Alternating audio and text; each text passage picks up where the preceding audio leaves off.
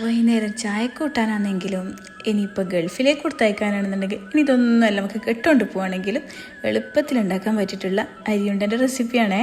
വേഗം നോക്കിക്കോ. അതിന് വേണ്ടിയിട്ടേ നമ്മൾ ചോറ് വെക്കുന്ന വേവില്ലാത്ത ഏത് അരി എടുക്കാം കേട്ടോ.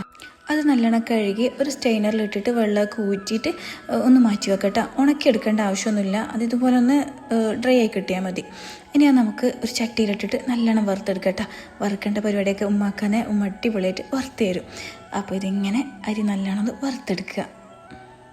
അങ്ങനെ നമ്മൾ എടുത്ത് വെച്ചിട്ടുള്ള മുഴുവൻ അരിയും ഇതുപോലെ നല്ല മൊഞ്ചായിട്ടൊന്ന് വറുത്ത് കൊടുക്കുക. അപ്പോൾ എല്ലാ അരിയുടെ വറുത്തെടുത്തിട്ടുണ്ട് കേട്ടോ. ഇനി തേച്ച അരിയും കൊണ്ട് ഞാൻ ഉണ്ടാക്കാനൊന്നും പോകുന്നില്ല. ഈ അരി ഇതുപോലെ വറുത്തിട്ട് പൊടിച്ച് വെക്കുകയാണെന്ന് ഒരുപാട് നാൾ കേടുകൂടാതിരിക്കും കേട്ടോ. നമുക്ക് ആവശ്യത്തിന് എടുത്തിട്ട് അരി കൊണ്ട് ഉണ്ടാക്കിയിട്ട് കഴിക്കുകയും ചെയ്യാം. അപ്പോൾ ഒരു മിക്സിയുടെ ജാറിലോട്ടേക്ക് ഇട്ടിട്ട് നല്ലോണം പൊടിച്ച് ഇതുപോലെ ഒരു സ്റ്റെയിനറിലിട്ടിട്ട് ഒന്ന് അരിച്ചു കൊടുക്കുന്നുണ്ടേ. എൻ്റെ വീട്ടിലെ ഇതുപോലുള്ള ഐറ്റംസ് ഒന്നും പുറത്തുനിന്ന് വാങ്ങി കഴിക്കൂല കേട്ടോ. ഇതുപോലെ കൂടുതൽ അരി വറുത്ത് വെച്ച് പൊടിച്ച് സ്റ്റോക്ക് ചെയ്തിട്ട് ആവശ്യത്തിന് ഉണ്ടാക്കി കഴിക്കും.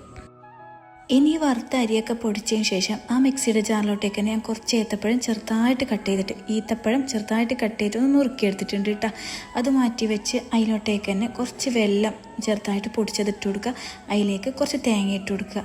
നല്ലോണം അടിച്ചതിന് ശേഷം നമ്മൾ നേരത്തെ റെഡിയാക്കി വെച്ചിട്ടുള്ള അരിപ്പൊടി ഉണ്ടല്ലോ അതും കൂടി ചേർത്തിട്ട് നല്ലോണം ഒന്ന് അടിച്ചെടുക്കുക. അപ്പോൾ ഇതുപോലെ പൊടിച്ചെടുത്ത് നല്ലോണം ഒന്ന് മിക്സ് ആക്കിയതിന് ശേഷം നമ്മൾ നേരത്തെ മാറ്റി വെച്ച ഈത്തപ്പഴം ഉണ്ടല്ലോ അതിലോട്ടേക്ക് ഇട്ട് കൊടുക്കുക കേട്ടോ. അങ്ങനെ ഓരോന്നും അതുപോലെ ചെയ്തെടുക്കുക.